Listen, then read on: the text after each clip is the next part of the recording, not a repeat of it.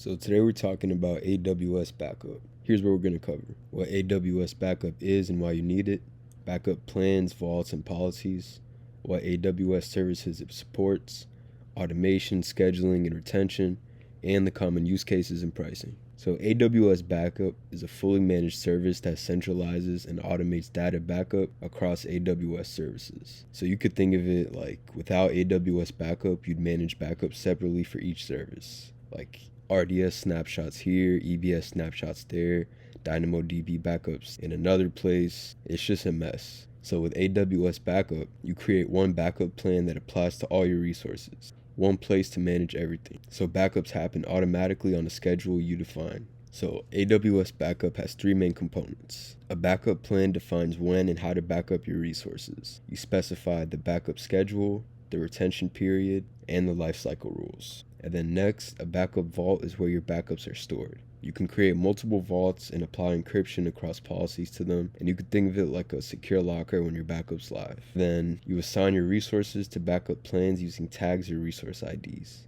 New resources with the right tag automatically get included in the backup plan. AWS Backup works with Amazon EBS, Amazon RDS and Aurora, Amazon DynamoDB, Amazon EFS and FSX, AWS Storage Gateway, Amazon EC2, Neptune, DocumentDB, and more. So basically, most of the core AWS services you'd want to back up are supported.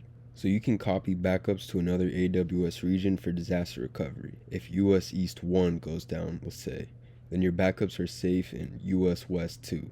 So you can copy backups to a different AWS account. This would be good for isolating backup data from your production account for extra security. Both are automatic, you just configure it in your backup plan. And for compliance and monitoring, AWS Backup integrates with AWS Organization for compliance monitoring. You can create backup policies that enforce backup requirements across your entire organization. And AWS Backup sends metrics to CloudWatch and can send SNS notifications when backups succeed or fail.